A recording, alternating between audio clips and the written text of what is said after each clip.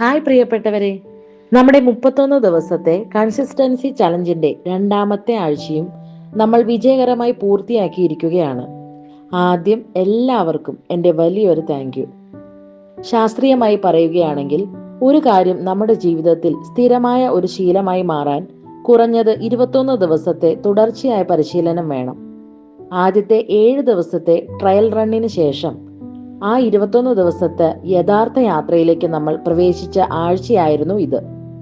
മടിയും ഒപ്പം തടസ്സങ്ങളും വന്നെങ്കിലും നമ്മൾ അത് എങ്ങനെ മറികടന്നു എന്നത് നോക്കാം.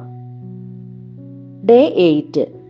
ഈ ഘട്ടത്തിൽ നമ്മുടെ ലക്ഷ്യം സ്ഥിരത അഥവാ കൺസിസ്റ്റൻസി മാത്രമായിരുന്നു. പുതിയ ആവേശത്തോടെ നമ്മൾ 21 ദിവസത്തെ പ്രധാന ട്രാക്കിലേക്ക് കാൽവെച്ചു. ഡേ 9. ഓർമ്മപ്പെടുത്തൽ. ഒരു കാര്യം ദിവസവും ചെയ്യാൻ നമ്മൾ മറന്നു പോകാതിരിക്കാൻ ഏറ്റവും നല്ല വഴി നമ്മുടെ കണ്ണിൽ എപ്പോഴും ഉടക്കുന്ന രീതിയിൽ ഒരു വിഷ്വൽ ക്യൂ വെക്കുക എന്നതാണ്. ഞാൻ എൻ്റെ സ്റ്റഡി ടേബിളിലും കണ്ണാടിയിലും ഓരോ ചെറിയ സ്റ്റിക്കി നോട്ടുകൾ ഒട്ടിച്ചു വെച്ചു. രാവിലെ എഴുന്നേൽക്കുമ്പോൾ തന്നെ ഇന്ന് ഞാൻ ഇത് ചെയ്യും എന്ന് ആ നോട്ട് നമ്മളെ ഓർമ്മിപ്പിക്കും. ഈ ചെറിയ കാര്യം പോലും നമ്മുടെ മനസ്സിനെ വലിയ രീതിയിൽ സ്വാധീനിക്കും. ഡേ 10. സന്നദ്ധത. രാവിലെ എഴുന്നേറ്റ് എന്താണ് ചെയ്യേണ്ടത് എന്ന് ആലോചിച്ച് സമയം കളയുമ്പോഴാണ് പലപ്പോഴും മടി വരുന്നത്. അതുകൊണ്ട് പഠിക്കേണ്ട പുസ്തകങ്ങളോ അല്ലെങ്കിൽ വ്യായാമം ചെയ്യാനുള്ള ഡ്രസ്സോ ഒക്കെ തലേന്ന് രാത്രി തന്നെ എടുത്തു വെച്ചു.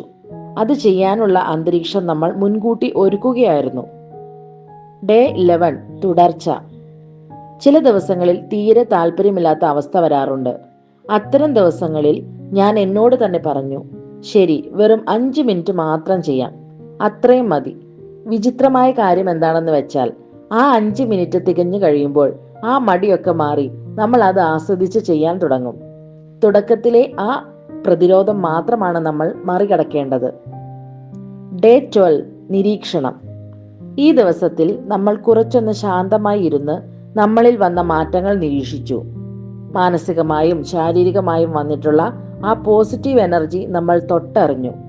ചിട്ടയായ ഒരു ശീലം വരുമ്പോൾ തന്നെ നമ്മുടെ സ്ട്രെസ് കുറഞ്ഞു തുടങ്ങും. ഡേ 13. കൂട്ടായ്മ.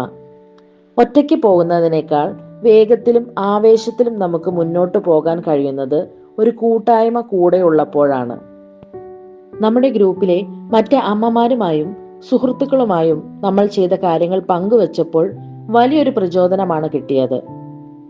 നീ ചെയ്തുവെങ്കിൽ എനിക്കും ചെയ്യാം എന്ന ആ കൂട്ടായ്മയുടെ ശക്തി ചെറുതല്ല. ഡേ 14. സന്തോഷം. അങ്ങനെ നമ്മൾ 2 ആഴ്ച അഥവാ 14 ദിവസങ്ങൾ വിജയകരമായി പൂർത്തിയാക്കി. ആലോചിച്ചു നോക്കൂ, 2 ആഴ്ച മുമ്പ് നമ്മൾ എവിടെയായിരുന്നു? ഇപ്പോൾ നമ്മൾ എവിടെ നിൽക്കുന്നു? ഈ 14 ദിവസങ്ങൾ കൊണ്ട് നമ്മൾ നമ്മളോട് തന്നെ കാണിച്ച അച്ചടക്കത്തിനും കഠിനാധ്വാനത്തിനും സ്വയം അഭിനന്ദിക്കേണ്ട ദിവസം കൂടിയായിരുന്നു ഇത്. വലിയൊരു വിജയം കിട്ടാൻ കാത്തിരിക്കേണ്ടതില്ല. ഓരോ ചെറിയ ചുവടുകളും ആഘോഷിക്കുക എന്നതും ഈ യാത്രയുടെ ഭാഗമാണ്. 2-ാം ആഴ്ച നമ്മൾ വളരെ പവർഫുള്ളായി മറികടന്നു. പകുതി ദൂരം നമ്മൾ വിജയകരമായി പിന്നിട്ട് കഴിഞ്ഞു. അടുത്ത ആഴ്ച മുതൽ കൂടുതൽ വെല്ലുവിളികളും ഒപ്പം മികച്ച റിസൾട്ടുകളും നമ്മെ കാത്തിരിക്കുന്നുണ്ട്. നിങ്ങളിൽ എത്ര പേർ ഈ 14 ദിവസങ്ങളും പൂർത്തിയാക്കി എന്ന് താഴെ കമന്റിൽ ഒരു ഫയർ ഇമോജി ഇട്ട് അറിയിക്കുക. അല്ലെങ്കിൽ നിങ്ങളുടെ അനുഭവങ്ങൾ ഷെയർ ചെയ്യുക. നിങ്ങളുടെ കമന്റുകളാണ് എനിക്കും മറ്റുള്ളവർക്കും വലിയൊരു ഊർജം. അടുത്ത ആഴ്ചയിലെ പുതിയ വിശേഷങ്ങളുമായി വീണ്ടും കാണാം. സ്നേഹത്തോടെ, moms of angels. Thank U.